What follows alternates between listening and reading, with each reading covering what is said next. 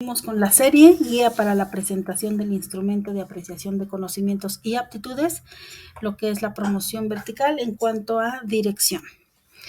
El siguiente tema tiene que ver con este cuaderno de trabajo que se llama Características clave de las escuelas efectivas, y es una serie de investigaciones que se realizaron precisamente con respecto a esto de la efectividad, en donde nos dice que aquellas primeras investigaciones pues se relacionaban con estas tres características. Primero, la clientela, enfocada a los niños pobres o pertenecientes a minorías étnicas; las asignaturas, destrezas básicas en lectura y matemática específicamente; y la equidad, vista como los niños pobres de las ciudades deberían alcanzar los mismos niveles de los de la clase media. Entonces, en consecuencia, estas investigaciones pues tenían un enfoque muy específico, pero también limitado. Nos dice que la escuela efectiva añade valor adicional al rendimiento de sus estudiantes en comparación con otras escuelas que reciben una matrícula similar.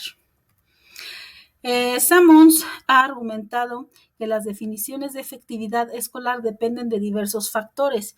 Estos incluyen la muestra de las escuelas examinadas. La selección de resultados contempla una amplia gama que refleja los objetivos de escolaridad deseables; el control adecuado entre las escuelas por matrícula para asegurar que un igual se compare con otro igual. La metodología requiere planteamientos con valor agregado, enfocados al adelanto progresivo y adopción de técnicas estadísticas apropiadas. La escala de tiempo que permita afrontar temas de estabilidad y consistencia en los efectos de las escuelas de un año a otro. Y luego nos enuncia estos 11 factores para que las escuelas sean realmente efectivas. 1, liderazgo profesional. 2, visión y objetivos compartidos. 3, ambiente de aprendizaje. 4, la enseñanza y el aprendizaje como centro de la actividad escolar. 5, enseñanza con propósito. 6, expectativas elevadas.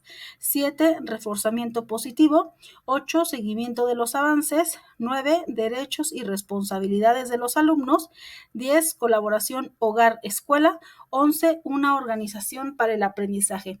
Estos factores van a dividirse o complementarse con estas pequeñas subtemas o subfactores que van a complementar pues la meta de este factor principal. Vamos a ver en qué consiste cada uno, que es realmente lo que se trabaja en este cuadernillo, una serie de investigaciones que derivan los resultados de toda esta visión que se ha hecho por parte de varios investigadores, y pues deriva en precisamente la enunciación de estos 11 factores. El primer factor, liderazgo profesional, nos habla de que, bueno, la mayoría de los estudios sobre efectividad pues van ligados inherentemente a lo que es el liderazgo. El liderazgo también pues es necesario para iniciar y mantener el mejoramiento de la escuela, eso es ley. También nos dice que no se relaciona simplemente con la calidad de los líderes de manera individual, sino que resulta fundamental el papel que juegan estos líderes en todo lo que tiene que ver su estilo gerencial, porque pues cada uno de los directivos va a tener una particularidad, ¿no? Pero cómo este rol lo va a embonar, lo va a articular con la relación que tiene con la visión, los valores, las metas de la escuela y su propia manera de abordar el cambio. También nos habla de que pues ningún estilo de dirección nos podría decir que este es el bueno, ¿no? Sino que más bien tiene que situarse en lo que es la contextualización de su entorno, en dónde lo va a aplicar, por qué lo va a aplicar, con quiénes lo va a aplicar, pero sí nos menciona 3 características asociadas con el liderazgo exitoso, que es fuerza en los propósitos, involucrar al cuerpo académico en la toma de decisiones y una autoridad profesional en los procesos de enseñanza-aprendizaje. El liderazgo profesional, nos dice, tiene que ser firme y dirigido. Firme en el sentido de que debe tener una meta, un factor que sea muy determinante para lo que es esa escuela en particular. Los líderes excepcionales tienden a ser dinámicos, les gusta involucrarse en todo lo que tiene que ver con el funcionamiento de lo que es la escuela. También otro aspecto del liderazgo firme es la intercesión, que es la habilidad de mediar o amortiguar los agentes de cambio negativos, como veíamos en los textos anteriores con la resolución de conflictos, donde también nos hablaban de que estas situaciones que se nos llegan a presentar en todas las escuelas, que siempre hay situaciones de estas, pues tenemos que transformar la situación negativa de una manera que nos pueda ayudar a resolver lo que se está presentando en ese momento. Otro factor que va a involucrarse aquí sería el enfoque participativo, que sería una segunda característica de los directores efectivos, es la de compartir las responsabilidades del liderazgo. No siempre tengo que ser yo quien dirige. Voy a observar a mi personal, a las personas que me acompañan, y entonces voy a rescatar esas habilidades, conocimientos, también sus áreas de oportunidad para hacer equipo. Y en el momento en que sea necesario, paso la estafeta a alguien más. El profesionista sobresaliente, esto implica que se involucra y conoce todo lo que sucede en el aula, incluyendo el currículo, estrategias de enseñanza y seguimiento del progreso de los alumnos. Esto porque pues más adelante me va a ayudar para que yo pueda hablar con los maestros, darles ese acompañamiento, poder enriquecer lo que es la práctica directiva, que tendría que ser como una acción cotidiana, el hacer visitas a las aulas, ¿no? El tener conversaciones de manera formal o informal con los maestros, también ver cómo funcionan los maestros dentro de esas aulas y que se muestre como un pilar útil, como un pilar en el liderazgo de esa institución. El liderazgo efectivo requiere de claridad. No podemos ser autocráticos todo el tiempo, pero tampoco democráticos. Tenemos que llegar a ese punto medio en el que podemos ir de uno a otro, según sea la situación, el momento, el contexto que así se requiera. Es lo que voy a utilizar como estrategia o herramienta para que se note un liderazgo que sea claro, que sea certero. El número 2, visión y objetivos compartidos, nos dice que las escuelas son más efectivas cuando el personal construye un consenso sobre los objetivos y valores de la escuela. Es decir, vamos a trabajarlo de manera colaborativa para que sean no los objetivos de la escuela, sino nuestros objetivos. Y de esa manera entonces, pues podemos participar porque estaríamos involucrados. Nos habla de una unidad de propósito. Esta unidad se enfatiza sobre la importancia de tener una visión compartida para elevar las aspiraciones de la escuela y fomentar un propósito en común. Entonces, todos debemos de ir en el mismo sentido. ¿Para qué? Pues para lograr los objetivos que nos hemos trazado como institución. También observar la importancia de las políticas generales para la escuela y un acuerdo sobre las metas entre los maestros.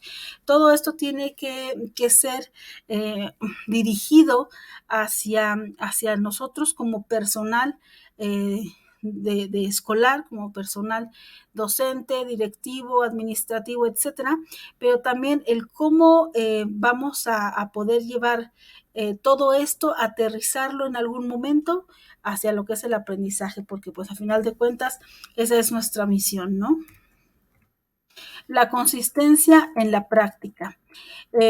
Relacionado con la idea de consenso entre el cuerpo académico, se encuentra el grado en el que los maestros tienen un acercamiento consistente a su trabajo y se adhieren a un enfoque común sobre asuntos como la evaluación y la puesta en vigor de reglas políticas con referencia a premios y sanciones. Es decir, todos vamos a optar por las mismas respuestas en situaciones similares que se den de los comportamientos, de las evaluaciones, de la forma de acercarnos con los alumnos, para que sea coherente y visible también, pues ese trabajo que a final de cuentas es compartido y colaborativo.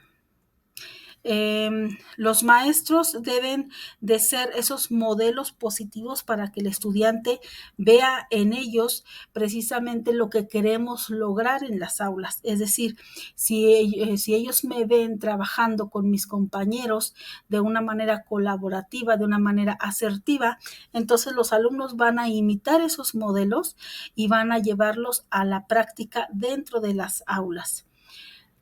La colaboración y trabajo colegiado. En esta situación nos dice que las escuelas efectivas tienden a recibir participación constante del personal con relación al funcionamiento de la escuela.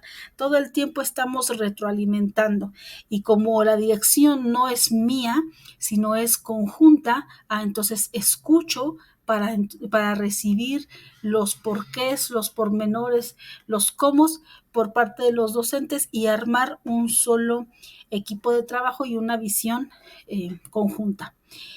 También nos dice la contribución al aprovechamiento llega a través de un fuerte sentido de comunidad entre el personal y los alumnos. Es decir, que los maestros van a estar haciendo esta retroalimentación constante de sí mismos para entonces poder tener una visión abierta y aprender los unos de los otros. El factor 3, que es ambiente de aprendizaje, nos dice que es el común de una escuela que en parte está determinado por la visión, los valores, los objetivos de los maestros, la forma en que trabajan juntos y por el clima en que se desempeñan los alumnos. Eso es fundamental. Debe de existir una atmósfera ordenada, porque, bueno, pues aquí nos habla de que cuando hay caos, cuando no hay este orden visible, pues puede llegar a afectar de manera negativa a las personas que estén involucradas, ¿no? O participando en esa aula. Nos dice también que la forma más efectiva de estimular el orden y dirección entre los alumnos es reforzar buenas prácticas de aprendizaje y comportamiento. Esto va a ser pues a través de un ambiente de trabajo atractivo también, en donde Ruther sugirió 2 explicaciones para esto. Las condiciones de trabajo atractivas y estimulantes tienden a mejorar el ánimo, mientras que los edificios abandonados tienden a estimular el vandalismo. Esto es porque, bueno, visualmente le estoy dando una indicación a mi cerebro, algo que está bonito, algo que está ordenado, que está funcional, es para mí, ¿no? Es algo que puedo disfrutar. En cambio, un edificio que está abandonado, que está vandalizado, que ya le hace falta pintura, que le hace falta una puerta, etcétera, me da como la sensación de querer también ser parte de eso, ¿no? Y entonces voy a fomentar de alguna manera el vandalismo porque ya está en decadencia. El factor 4, la enseñanza y el aprendizaje como centro de la actividad escolar. Aunque no lo crean, aquí se refieren con algunas investigaciones a que no todas las escuelas comprenden que la enseñanza y el aprendizaje pues es lo que es la razón de ser, ¿no? De lo que son las escuelas. Entonces, aquí nos dice que debe de concentrarse aquí pues el trabajo que nosotros debemos de realizar como equipo para que realmente sea una escuela eficiente. Nos habla de que hay una correlación entre el enfoque en la enseñanza y el aprendizaje y en la efectividad del maestro y la escuela. Entonces, al haber esta correlación, pues somos un todo, ¿no? Debe de existir una optimización del tiempo Esto nos dice que por la correlación positiva entre el uso eficiente del tiempo de aprendizaje y los resultados, el comportamiento de los alumnos. Las medidas de estos lapsos van a incluir la proporción del día que se dedica a materias académicas o a materias académicas específicas, la proporción de tiempo dedicado a lecciones dedicadas al aprendizaje o a la interacción con los alumnos, la proporción de tiempo que el maestro pasa discutiendo con los alumnos, el contenido del tema a trabajar en contraste con asuntos rutinarios y el mantenimiento de la actividad de trabajo. El interés de los maestros por objetivos cognitivos en contraste con metas de relaciones personales y objetivos afectivos. La puntualidad en las clases, ausencia de interrupciones provenientes del exterior del aula.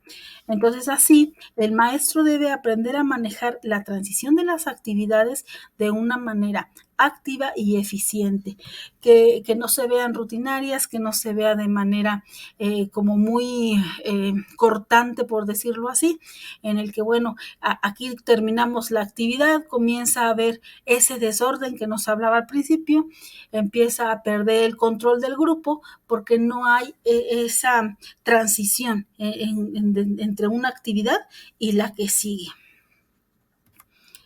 Debe haber un énfasis en lo académico. Nos dice que las escuelas efectivas se caracterizan por diversos aspectos del énfasis académico, bien sea por la opinión de los maestros, altos niveles de trabajo de los alumnos en el aula, por la asignación regular y calificación de tareas para la casa y por la verificación de que esto se esté llevando a cabo. Y esa verificación no es mía, no es directiva, sino es de nosotros como personal, incluyendo a los padres de familia. También debe enfatizarse el dominio del contenido académico como un aspecto importante de sus programas de enseñanza. Aquí nos decía que había varios maestros que están dando algún tema, alguna asignatura específica, pero no conocen del todo los contenidos o la forma en que le puedo acercar esos temas, esos contenidos a los alumnos.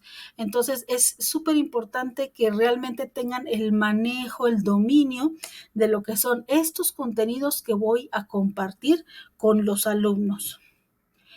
Enfoque en el aprovechamiento. El problema de resaltar este tipo de factor es que las medidas de los resultados tienden a estar, al menos en parte, basadas en pruebas sobre estas habilidades. Entonces, todo el tiempo estamos como viendo que los alumnos tengan un 10, tengan un 9 para que sean aceptables, porque son los números lo que nos está dando la medida, ¿no?, del progreso o del alcance de esos objetivos. Sin embargo, bueno, aquí nos decía que también habría otra forma de poder llegar a ese aprendizaje efectivo, citando algunos aspectos relevantes que serían el tiempo institucional dedicado al aprendizaje, la cantidad de tarea, el tiempo efectivo de aprendizaje bajo supervisión institucional y el tiempo de aprendizaje para las diferentes materias. El factor 5, enseñanza con propósito, que se refiere a la calidad de la enseñanza como elemento central de la escolaridad efectiva. También nos dice que los maestros de alta calidad no siempre actúan conforme al total de su potencial y estilos y estrategias de enseñanza.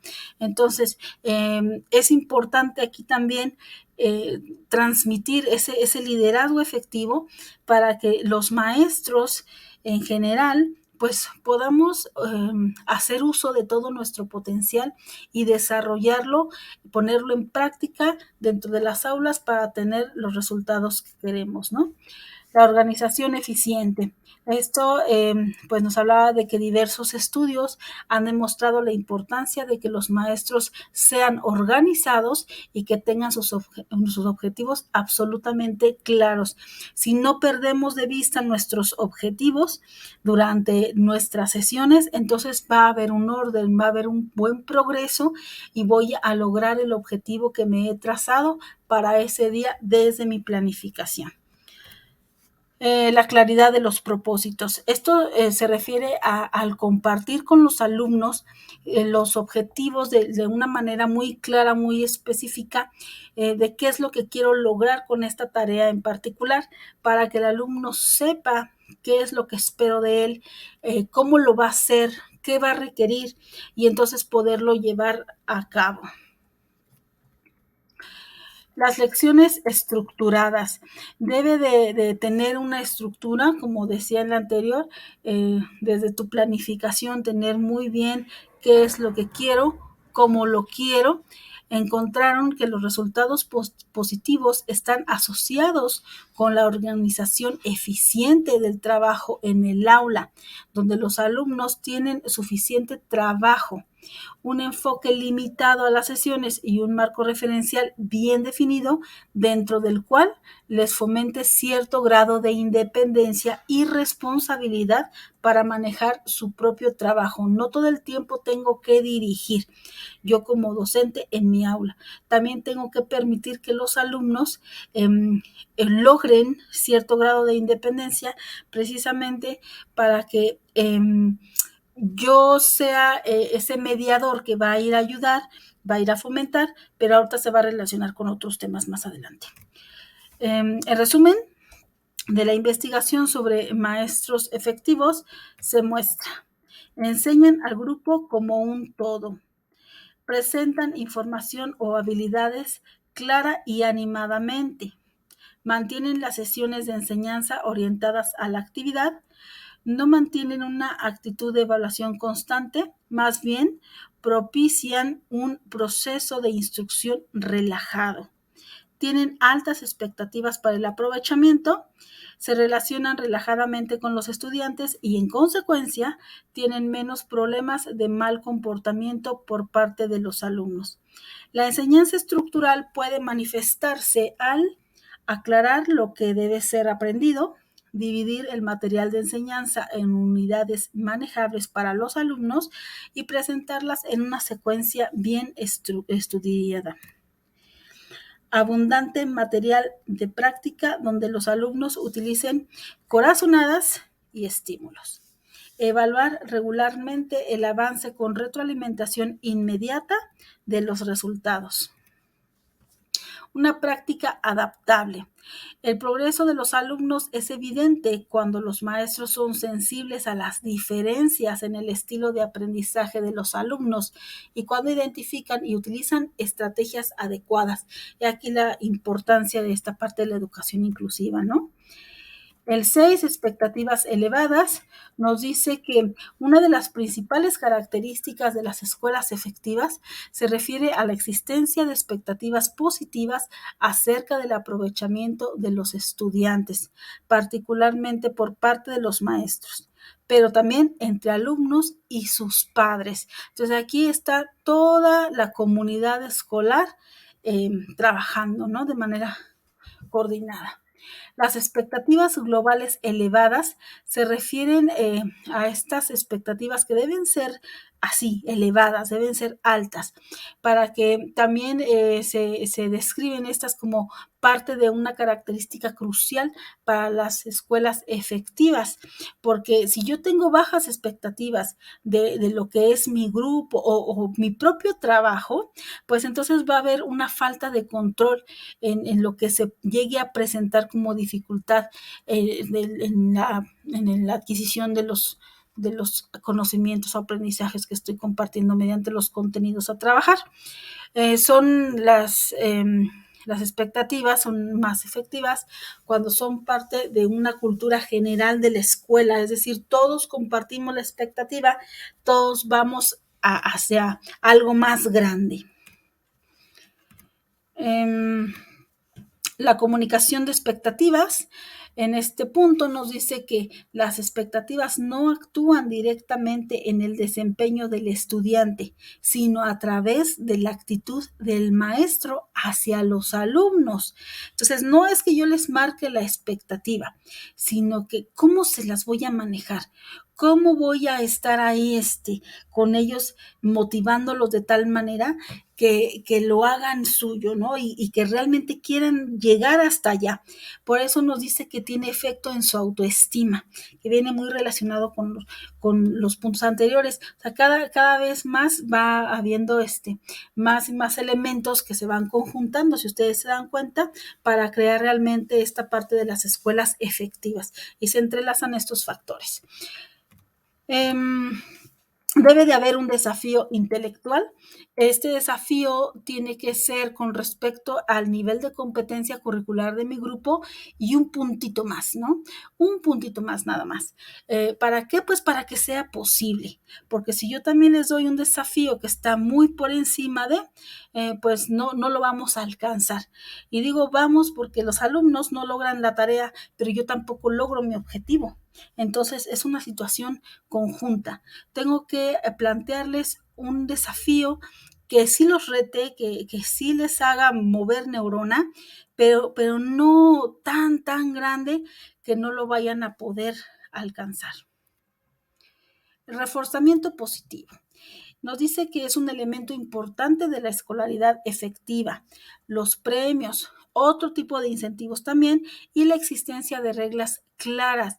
Todo esto está asociado con mejores probabilidades en cuanto a los resultados que un castigo. Hacer este tipo de señalamientos lo único que hace pues es disminuir la autoestima y lo que queremos es aumentarla. Debe de haber una disciplina clara y justa. No puedo yo tener un castigo excesivo para una situación que no lo amerite, ¿no? Tiene que ser algo que sea conocido por todos, cuáles son esas reglas que debemos de cumplir, cuáles son las consecuencias que puede haber al infringir esa regla, y tiene que ser conocida por todos y la aplicación de ese reglamento o de ese conjunto de sanciones, pues tiene que ser justa a la situación, al momento, a la persona. La retroalimentación. Esto es súper importante porque la retroalimentación aquí la manejan de varias maneras. En algunos de los apartados nos dicen primero bueno, que la retroalimentación es sobre mi propio trabajo, en otros es hacia los alumnos, en otros es con padres de familia, pero es una palabrita, un concepto que va a estar apareciendo constantemente durante el desarrollo de este cuadernillo. Lo que sí nos dice es que se postulan 3 explicaciones para el mayor efecto del elogio. Primero sería que afecta a más alumnos. Otro, el que no se retrase permite un alcance más definitivo con los incentivos y es más probable que incremente las recompensas intrínsecas de aquello que se está reforzando. El factor 8, seguimiento de los avances, son mecanismos bien establecidos para evaluar el funcionamiento y adelanto de los alumnos, grupos y la escuela en general. Para esto, bueno, pues tenemos seguimiento del desempeño de los alumnos, que nos dice, primero, es un mecanismo para determinar en qué grado se están alcanzando las metas de la escuela. Segundo, enfoca la atención del personal, alumnos y familias hacia esas metas. Tercero, proporciona información para la planeación, métodos de enseñanza y evaluación. Cuarto, transmite un mensaje claro a los alumnos de que los maestros están interesados en sus progresos. La evaluación del funcionamiento de la escuela. La retroalimentación, así como la información obtenida del seguimiento y la evaluación, al ser incorporada de manera sistemática a los procedimientos de toma de decisiones de la escuela, asegura que la información sea utilizada de manera activa. Dicha información necesita relacionarse con la formación y actualización del personal. 9. derechos y responsabilidades de los alumnos. En las escuelas efectivas pueden obtenerse avances sustanciales en efectividad cuando se eleva la autoestima de los alumnos, que es lo que hablábamos, ¿no? Estamos buscando que esa autoestima crezca. ¿Por qué? Pues porque devienen muchísimas otras cosas que de hecho ahorita vamos a estar platicando. Elevar la autoestima del alumno. Son expresadas de distintas maneras, como pues la forma en que se comunican con los alumnos, el grado en que se le concede respeto y estos se sienten comprendidos, y los esfuerzos que los maestros hacen para responder a las necesidades personales de cada estudiante. Posiciones de responsabilidad. Aquí se refiere a que los estudios demuestran que cuando se les da alguna posición de responsabilidad a los alumnos, ellos comienzan a tener mayor confianza en sus habilidades, en sus capacidades, y por tanto va a reflejar un comportamiento más maduro. El control del trabajo tiene que ver con que son más eficientes cuando se estimula a los alumnos para manejar su trabajo con independencia del maestro. Es decir, no todo el tiempo tengo que estar dirigiendo la actividad. Va a llegar un momento en que les tengo que dar esa libertad y confiar en lo que ellos saben, hacerles ver que lo que ellos opinan, sienten, piensan es correcto, y puede ser aplicable a la tarea que yo estoy trabajando en ese momento con ellos. Número 10, colaboración hogar-escuela. Aquí solamente hay un factor que complementa, que sería la participación de los padres en el aprendizaje de sus hijos.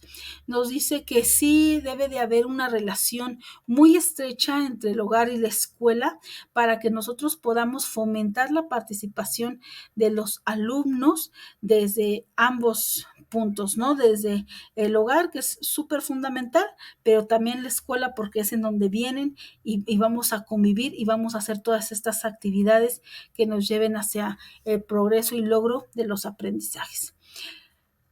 También nos dice que se mejora el rendimiento escolar cuando los padres están involucrados, sea en actividades digamos así, educativas, pero también en actividades que son culturales, que son sociales, que son socioafectivas. Entonces, en todo momento siempre se va a ver mejores resultados en aquellos alumnos que están acompañados de sus padres, de sus familias, que con aquellos que no lo están. También se podría especular que cuando los padres y maestros tienen objetivos y expectativas similares para los menores, el apoyo combinado al proceso de aprendizaje puede ser una fuerza poderosa de mejoramiento. Aquí nos daban algunos ejemplos de que cuando hay alguna situación en la escuela, un mal comportamiento, inasistencias, etcétera, cualquier situación que pudiera presentarse, cuando hay esta relación cercana entre el hogar y la escuela, el hogar va a tender a apoyar a la escuela para que el alumno pues rectifique, para que haga un análisis de lo que está sucediendo y que no se repita esta acción. En cambio, cuando hay esta separación, pues puede llegar a presentarse lo que hemos vivido en muchas escuelas, ¿no? Que llegan los padres furiosos porque se les no sé, se le llamó la atención a alguno de sus hijos, se les retiró un material, etcétera, porque no están compartiendo las mismas metas. Entonces, por eso es que este factor número 10 nos dice, debemos de tener esa relación y de compartir los objetivos y las expectativas. El factor 11, que es una organización para el aprendizaje, sería el último factor. Y nos dice que las escuelas efectivas son organizaciones para el aprendizaje, con maestros y directivos que continúan aprendiendo, ¿sí? Todo el tiempo estamos trabajando juntos. De hecho, nos dice, usamos el término organización para el aprendizaje en un segundo sentido, es decir, el aprendizaje tiene más efecto cuando se lleva a cabo en la escuela misma o para la escuela en su totalidad y no dirigido específicamente a maestros individuales. Entonces aquí sería también la parte de trabajar de manera conjunta para que las evaluaciones, las miradas, las opiniones las podamos externar en equipo y trabajarlas de esa manera. Southworth, que es otro de los investigadores, proporciona una reseña de las características de una escuela para el aprendizaje, que enfatiza la necesidad de aprender en 5 niveles interrelacionados. No pueden estar separados. Tiene que haber esa conjunción de los 5 niveles para que funcione. Y serían los niños, maestros, personal, organizacional y liderazgo. Nos habla de que se requiere una formación y actualización del personal académico basadas en la escuela. Necesitamos trabajar con situaciones, talleres, no sé, cursos que tengan que ver con mi contexto, que sean para pegarle a una situación que yo quiero trabajar en mi escuela, y que este desarrollo del personal de las escuelas efectivas se debe llevar a cabo en la propia escuela, a través de un programa de instrucción continuo y progresivo. No podemos hacerlo por separado. Por ejemplo, si yo voy a tomar un curso de habilidades socioemocionales porque mi grupo, pues estoy identificando que hay muchas situaciones de este tipo, yo lo hago por mi parte, es autogestivo, me lo llevo a mi casa en tiempos, digámoslo así, libres, lo trabajo, no va a tener el mismo impacto que si lo llevamos a la escuela y lo trabajamos de manera colaborativa, porque las propias tareas las vamos a poder dialogar y enriquecer con las experiencias de cada uno. Entonces, vamos a tener ese objetivo en común y ahora todos vamos a ser expertos en estas habilidades socioemocionales, no nada más yo que tomé mi curso por allá, sino que vamos a poder aterrizarlo y contextualizarlo en una situación que realmente atañe a nuestra institución.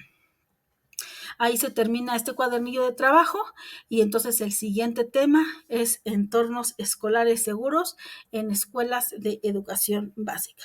Espero tu mensaje si te interesa la información escrita. Hasta luego.